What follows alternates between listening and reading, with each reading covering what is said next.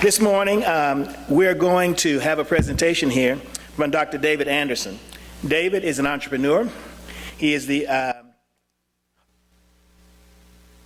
founder of the Empowerment Radio Network, executive producer of the film Black Friday, which was shown last night and well received by the students, and also has a show called Blackonomics. So at this time, I'd like to present to you Dr. David Anderson. David?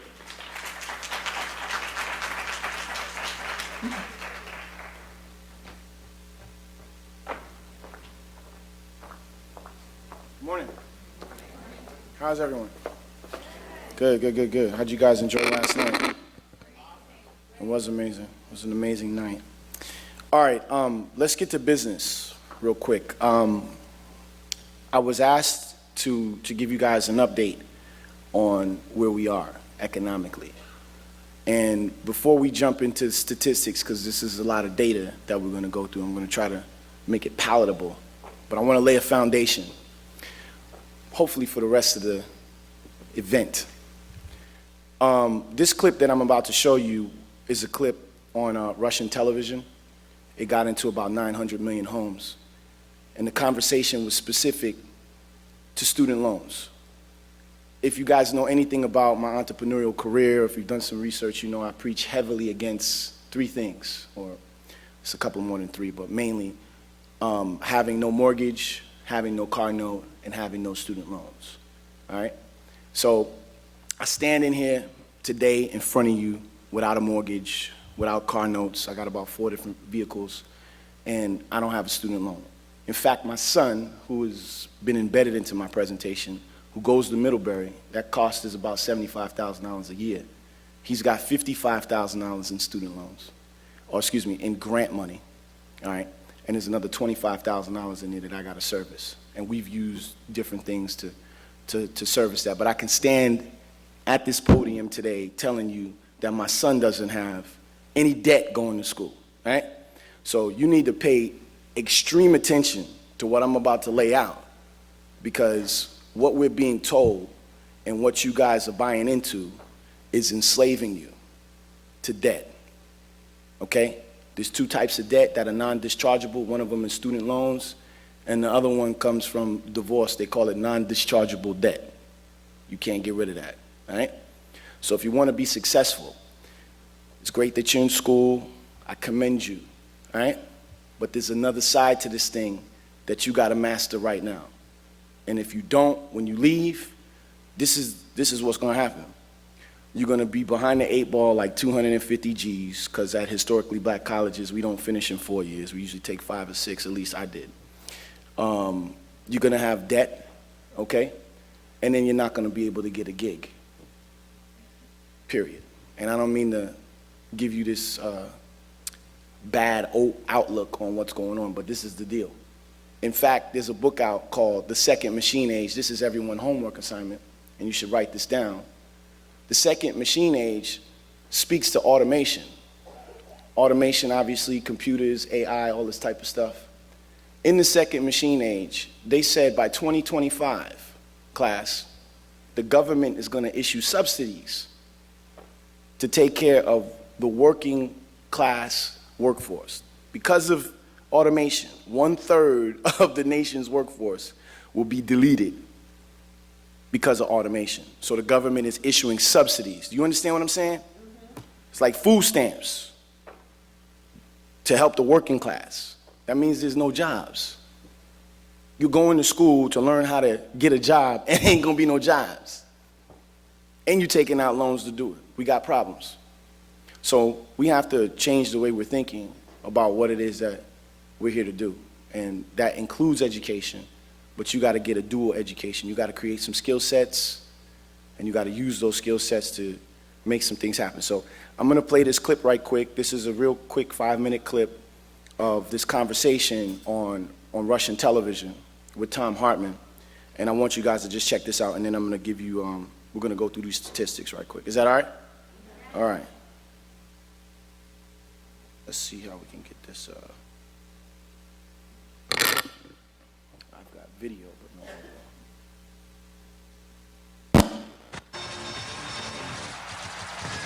audio. Welcome back to tonight's Big Picture Rumble. Still with me, Andrew Kloster, David Anderson, and Sean Noble. Let's get back to it. During a hearing on Capitol Hill Tuesday, California Congressman Maxine Waters said she supported the Corinthian 15. The Corinthian 15 are 15 former students of the for-profit Corinthian college system who are leading the nation's very first student loan strike by refusing to pay back their loans. So this is just one example of the disaster that we're in. We've got over $1 trillion of student loan debt. 1/8 of all the people with student loans are in default right now. Tuition in public colleges is $62 billion in 2012. That's less than what the government already spends to subsidize the cost of colleges. What do we do about this? This is something that in the entire history of the United States, we never had this problem. We never had this problem until Reagan started taking apart our educational system, and here we are. When Reagan came into office, 80% of the cost of college was paid for by state, local, federal, or college, endowments, and 20% was tuition. Now it's the exact opposite. 80% of the cost of college is tuition, only 20% is paid for by the government. You can thank Bill Bennett, I guess, for that. But where do we go with this? We're the laughingstock of the developed world. I think the biggest problem is that we have a construct where university presidents feel like they have to build an entire empire. And so they are losing sight of what the basic... If you're talking about for-profit colleges like Corinthian... No, I'm talking about state universities. I'm talking about massive state universities, Ohio State, Arizona State. I mean, these are overhead places... at with the single exception of the salaries of the presidents, which has gone up into the multiple hundreds of thousands of dollar range, you're not seeing any big increase in overhead at state universities. They're in fact, actually, what you're... Yeah, oh, absolutely. Not in real terms. Put out their own budget to kind of compete with the Obama budget. One of the things they said is take a look at the cost of Title VI, of Title IX, take a look at all of these federal regulations. A Wyoming Catholic college, just like last month, said we're going to opt out of Title VI, we're going to opt out of student loans because the regulations are just too expensive. We're going to continue to give out need-based scholarships, we're going to continue to give out merit-based scholarships, but we're going to do it on our own dime. And I think that's a better way to do it. Hillsdale College, Grove City College. I mean, Jefferson's, the thing he was most proud about of everything he did was that he created a free college, the University of Virginia. Sure. Abraham Lincoln, 56 land-grant colleges. States can provide free colleges if it were not for the federal largesse, grants and aid that are coming with massive strings attached, which decrease quality, which increase costs. The Obama budget proposed increasing the OCR. So you're saying that the reason why it's insane. For 200 years in the United States, we had no problem with this. People could work in the summer and pay for college. And the reason over the last 25, 30 years that the cost of college has exploded. Yes, when was Title IX passed? And then exactly. Is not the consequence of Reaganomics. It's not the consequence of cutting it's administrative radically. bloat. It's absolutely administrative bloat. I don't believe it. I think what we need to do, Tom, I think as Americans and as dads and parents, we just got to take control of the kitchen table conversation. We can no longer tell our children to utilize student loans. It's a death sentence. There's no way that my son just got a letter he got an interview from Harvard. If he gets the opportunity to go to Harvard, there's no way that we're going to pull out a student loan to pay for his education. It's insanity. There's a kid that wrote a book called $1 Million Scholar. His name is Darius Quarles from the south side of Chicago. Darius went to Morehouse College, paid for all 4 years up front, had money left over to buy a car and a house, and still had about $400,000 left over. Wrote about it in his book called $1 Million Scholar. And we're not pushing our kids to go to scholarships.com. We're not pushing our kids to actively seek these equity monies to raise the capital that they need to pay for the school. You got crowdfunding. This guy walks 30 miles. Why don't we just do what most European countries, what most countries around the world do, the developed countries, and just say, if you can go to college, you can go to college. It's free, just like high school. I think we could do that.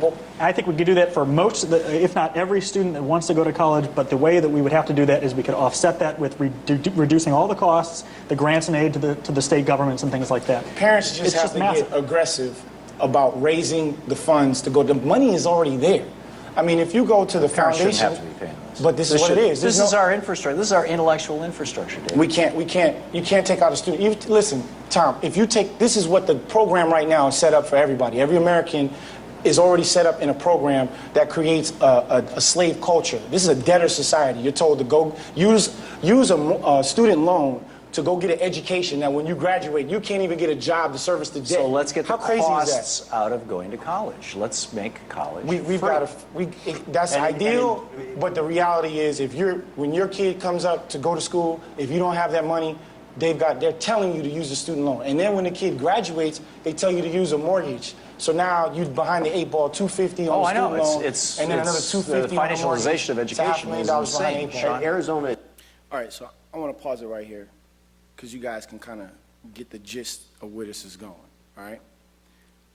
You can watch the rest of it on YouTube. There's a whole bunch of videos there, but the bottom line is we got a crisis and no one has a solution. Okay? It's Tom Hartman's show. This is the premier show for dialogue on these types of intellectual issues. Ain't nobody got no solutions. Public policy cats from the White House, other people over here, nobody has any solutions, all right? So this is the environment that you guys are operating in. Don't nobody got no solutions. And y'all still, being told to use student loans. So that protocol has to stop. I want to get into this presentation right quick, if I may, and I'm trying to figure out how to open this up. Give me 1 second. Techno bro in the house. Okay, so I think it's F5. All right, I'm gonna just roll with this. Okay, so here we talk about the real cost of education. All right, so you figure Clark was it 27,000 a year? Oh, it's gone up. Okay, so where we at now? 30 what? Wow, 36. Okay, 36 stacks. Okay, on average, 4 years, hopefully. All right. So we're in the 100, let's just say with interest and everything, $150,000 range, all right? With these student loans, when you try to offset that over the amortized 30 years, and they get deferred, so they go beyond 30 years. In fact, there was a story of a lady in Vine City who died at the age of 92, not from diabetes, not from some known disease, hypertension in our community. She died because auto dialer was calling her house every day to collect on a student loan that she had back in the early 80s.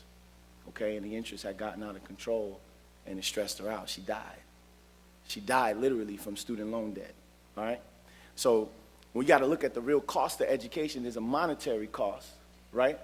But then there's this other cost, we call it intrinsic value, of the stress of carrying that burden over this 20 to 30 year period that's amortized, right? And they're charging interest on that. So we got to understand what that real cost is. If we look here, based on the average tuition and fees in 2014 and 15 as reported by the College Board and assumed to increase 5% annually. Private colleges, 134 to 323,000. You can see when we talked on Tom Hartman, the explosion that they talked about of the student loan crisis. You can kind of see that here. The public in-state universities, 39,000. Clark's kind of in that space, to 94,000. And then the two-year community college, which is 77,000 to 186,000. All right, we got some problems. These are the statistics. This is not me pontificating ad nauseum. This is the deal. All right, then we look at what's the real cost of education. A college degree is valuable, but debt may be undermining wealth. Think about that, class. A college degree is valuable. It's extremely valuable. We're not here to debunk the reasons why you're here. It has value. Socialization skills, learning, information. But learning and getting information and utilizing these instruments to create debt, this is counterproductive, all right? So we have to put measures in place to change that. Here's a comparison of student debt. And this is from my friends at the Brookings Institute. Black folks, all right? We're graduating with $27,000 on average of educational debt, all right?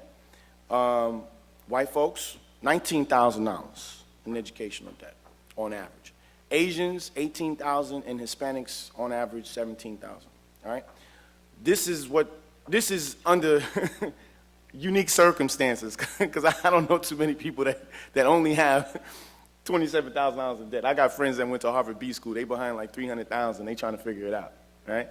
So we gave an example on the Tom Hartman show.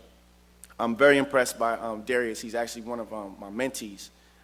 Darius developed a skill set. You know, some of y'all might say, well, Dr. Anderson, my mama, my daddy can't stroke no check. Well, I was in the same boat 20 years ago. Matter of fact, I was at Morris Brown College calling my mom, talking about I needed some money because the financial aid line was tripping. And my mama told me to figure it out. All right?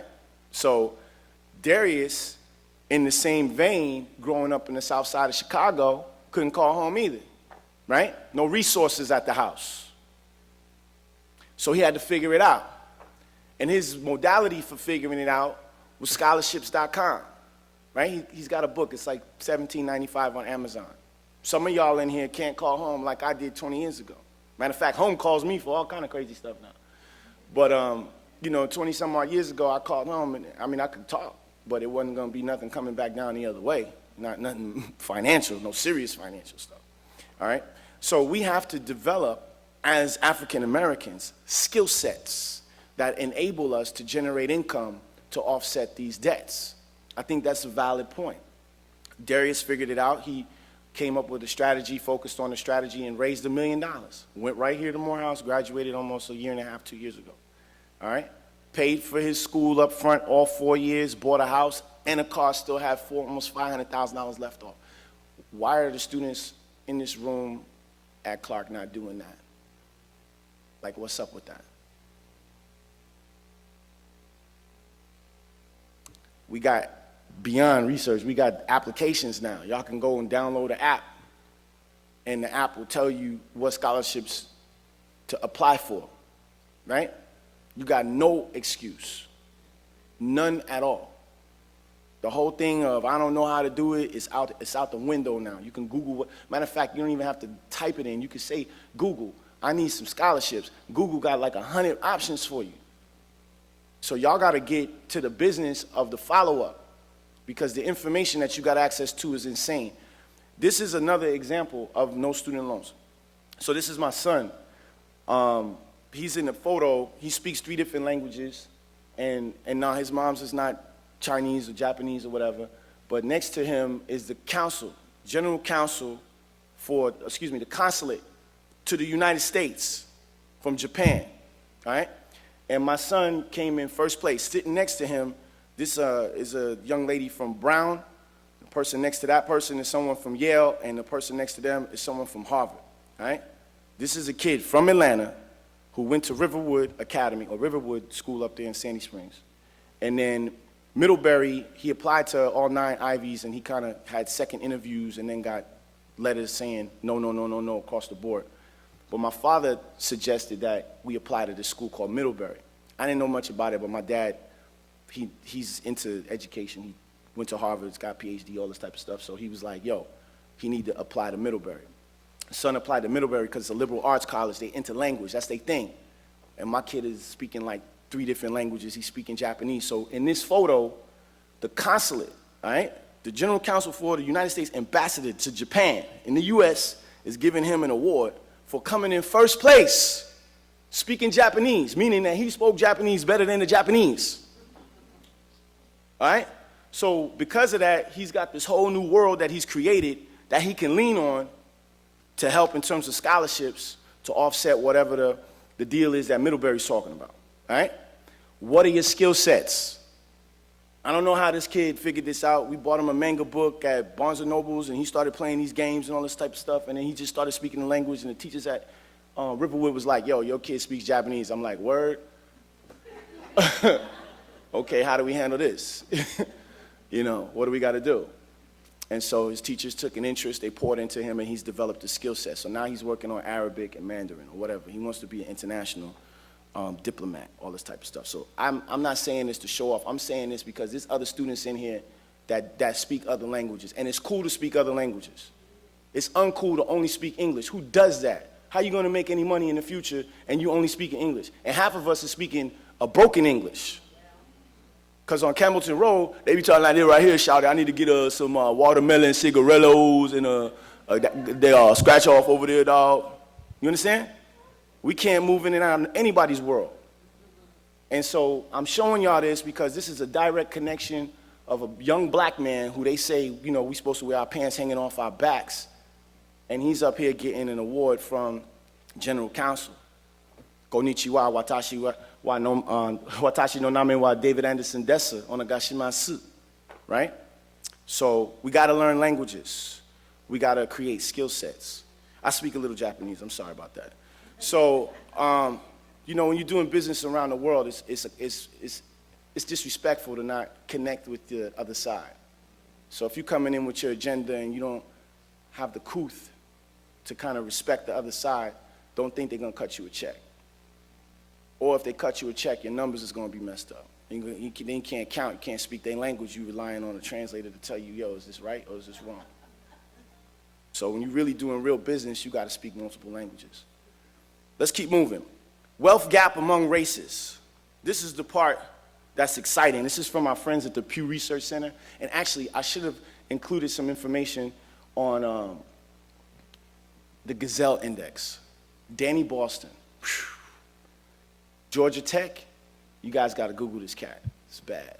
His research is, I believe, is higher than the Pew Research Center. But you know, Pew is the recommended company to go to.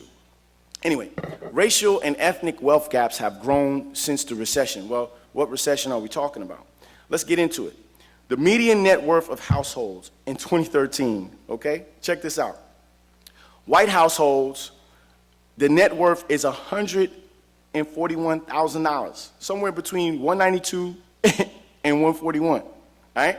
So when white folk have issues, and I'm not, you know, talking bad about white folks, some of my best friends are white, but when they have issues, right, they can pick up the phone, call home and say, hey, Dad, I need $50,000 for school, right? That money's in the account. Why is that? It's not because they're white. It's because the economics is different. Why is it that the houses in Sandy Springs, same house that's here in the West End or in 30331 in the Cascade area, same 3-bedroom, 4-bedroom house, when you pick that house up and bring it to Sandy Springs, it's worth $500,000. What's up with that? Anybody ever do some research on that? Maybe it has something to do with the divising line. When you do the history in Atlanta, the divising line is what they call I-20. And banks actually use that as a measure to do something called redlining. Meaning, if you lived under I-20, your house was going to be worth, according to banks and appraisals, 70% less than what it would be if it was above the divising line, I-20. That's economic racism to the highest extent. But we putting our fists up in the air talking about Black Lives Matter, and George Soros just sent $100 million to that campaign 2 months ago. Come on, son. Your priorities are backwards. That same energy that you're spending out there putting your fist in the air for a billionaire that's manipulating should be spent on fighting economic injustice. Because for a house to be worth, a bigger house to be worth $40,000 in the Southwest Atlanta area and then go straight up the road to Alpharetta and it's worth $500,000 is a farce. And this Pew study and this research speaks to that. I think Dr. Claude Anderson said the African American net worth was a negative $19,000. See, we can't use Pew for everything. Pew's good to give, you know, an estimate. Because it says here, the net worth of African Americans is somewhere at $11,000. Dr. Claude Anderson, if you understand his research and you don't know who Claude Anderson is, you got to check this out, powernomics.com. Dr. Anderson says our net worth is a negative $19,000. That means Negroes don't got nothing. We behind the 8 ball. Credit scores and race, okay? I'm a loan broker by trade, meaning in 2006, I started a company. I made my first $1 million in 2006 as a business finance consultant, meaning entrepreneurs came to me to be able to help navigate getting financing, all right? So if somebody needed some money, usually people needed between $100,000 and $150,000, you go to Bank of America. If you don't have a credit score of a 720 with no inquiries, your loan wasn't going through. And the average African-American credit score is like a 620. all right? So automatically there's a 100-point disparity on trying to get financing for black businesses, period, all right? And so African-American merchants would come to us to be able to put these packages, what they call bankable packages, together, which went beyond a business plan. It got into financials, it got into management, it got into all kind of stuff, all right? And then we had to have the relationships, and in addition to that, you had to have either 10 and mostly, 20 to 30% down because you black, that's the black tax, to be able to activate the other 80 or 70% from the other side, all right? So we call ourselves intermediaries, or what they call certified loan brokers, all right? So credit is something that we deal with on a real serious basis, okay? And actually, now you guys have an opportunity not even to leverage the credit, because you guys can use crowdfunding to finance anything that you want to finance. You can go to Kickstarter.com and say, hey, this is my idea, and people will give you free equity to start your business. That's a game changer. But see, we do it the wrong way. We using GoFundMe to bury people because we ain't got burial insurance. How crazy is that? Our counterparts are using GoFundMe to come up with great ideas to finance their concepts to do business, yo. We got this thing backwards. But this all about the credit score, right? So if your credit score is jacked up, then what? You're in school, you can't pay the loans, you don't got no income, now your credit is jacked up. You owe 250 G's. You gotta have a skill set, man. You gotta have a skill set, and you gotta monetize that skill set so that you don't take on more debt. So we can go into the statistics on credit score, but the main thing is all of y'all, before y'all leave here tonight, second piece of homework assignment is to go to, what is the credit report company? Not Free Credit Report. No, not Credit Karma. Chucks, it just lost my mind. I'll get to it. No, not the annual credit report. It's a service. I'll get to it. I'm gonna get to it before the presentation. I have to go on my phone and find it. It's a service that it costs $1 to be able to get your whole entire report. And I'll look on my phone and get it to you. But it's imperative that all of you can use freeannualcreditreport.com, but there's another service, and I'm going to get to it. Annualcreditreport.com or freeannualcreditreport.com, but this particular service is a different one. Creditchecktotal.com. Thank you, Lord. Hallelujah. Creditchecktotal.com. Why? Because it's $1. All right? And they give you the entire report. It's very thorough. They give you scores. They give you a tri-merge report. They tell you about your inquiries. They tell you about your well, you guys shouldn't have public records and all that type of stuff, but it just tells you exactly where you are. You need that tonight. It's called creditchecktotal.com. Yeah, Credit Karma does, but they're not really like approved. They got issues on their reports. Not to knock the suggestion. If you have challenges on credit, this is what I'm trying to get to. There is a website called optimizemycreditnow.com. optimizemycreditnow.com. There's a nonprofit organization here in Atlanta on Windy Hill. It's called the National Credit Educational Service. And they will wipe your credit report legally. It's a nonprofit organization. And you can contact with them and get your score going, because you guys should not have any issues on credit. If you do decide to start a business while you're in school, you should buy a pre-existing business, one that's cash flowing. I don't know if y'all saw The Blind Side? Okay, in The Blind Side, there was a laundromat in the West End that Quentin was sleeping on, and Sandra Bullock, she won an Oscar for this movie. But that was my laundromat in the West End. And so if I could have did it all over, instead of using the student loan to pay for Morris Brown, I would have used the loan to buy that laundromat in the West End, and then got my lesson in the morning and went to the laundromat in the afternoon, got my coins, took my coins to registration, and paid for my schooling in cash, all right? So then I would have finished my 4 years of getting my lesson in the daytime and getting real business acumen in the afternoon, right? And then paid for my schooling, not had a student loan, then put the laundromat up for sale. So after the movie came out, another 150 G's hit my account. So now I got an education, no student loan, and $150,000 cash. You following, class? That's a real education. That's not something that we making up, all right? So these are the types of lessons that you need in order to be successful if you want to give yourself leverage or some type of economic footing. We're running out of time, so I want to get to this right quick. This is the 10-year snapshot, average monthly income by race. You can all see here the disparities. I mean, the numbers just get crazier. And here's what I want to end on. Industries with high African American representation. Now, if you know anything about what I talk about, and I don't knock folks that work 9 to 5s, I think it's imperative to have some type of discipline to show up every day and do what you're told. But at the same time, if all you're doing is working a job, and the acronym for job, if no one told you, is just over broke, if all you're doing is working for one stream of income, you got a problem. We have to practice what we call multiple streams of income. Lawyers practice law, doctors practice medicine, entrepreneurs practice multiple streams of income, all right? If ain't nobody told you this, this is the deal right here.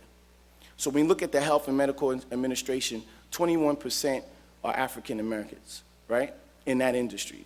Median income, $46,000. Like, that's acceptable. Come on, man. Do you know what they're paying my son to translate? Class? He gets on average like $47.50 an hour. That's his minimum, all right? And he's putting in beyond 40 hours sometimes in the summertime when he works. He takes these jobs all over the country, all right? Human services, 20%. Median income, $39,000. Social work, 19%, $41,000. Public administration, 17%, $52,000. Like, that's acceptable. Criminal justice, we're gonna help you learn to fight the system that we put to already put you behind the 8-ball, and we're only giving you 48,000. So the whole thing is crazy.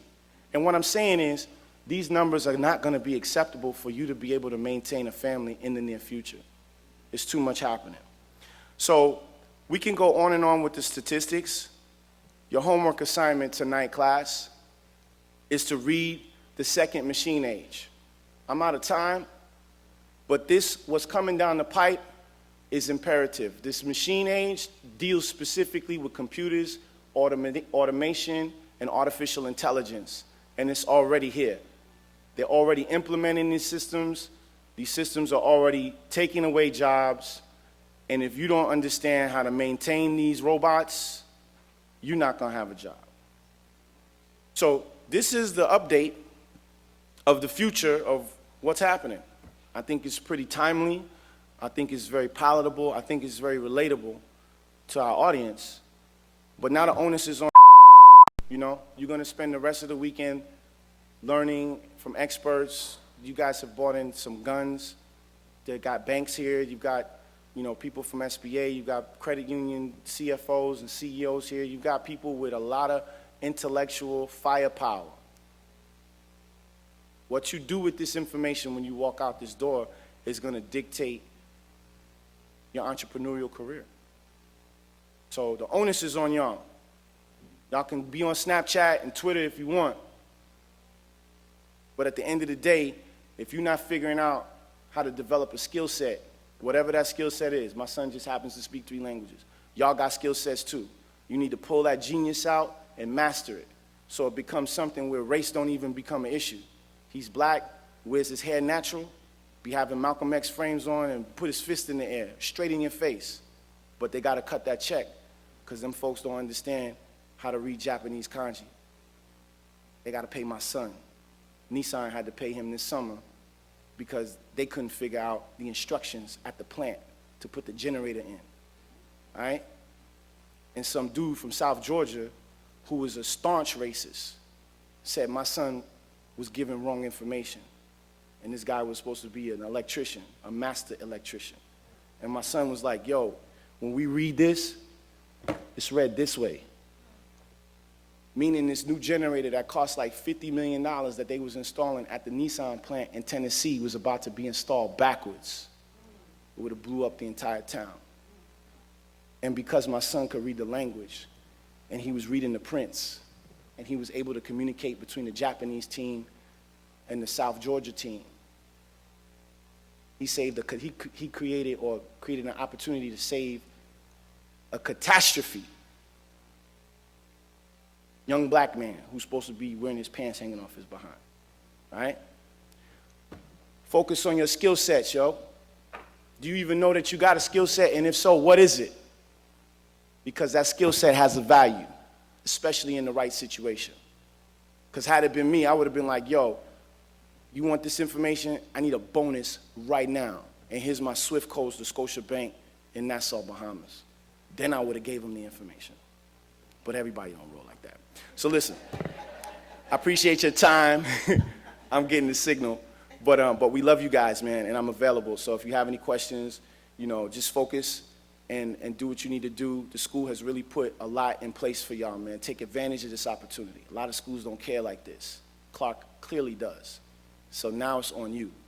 If y'all don't do what y'all supposed to do and you wind up on the street because you strung out and all that stuff, I ain't gonna feel sorry for you because you ain't got no excuse. Everything is here for you. Now the onus is on you. So I appreciate your time. Thank you, guys.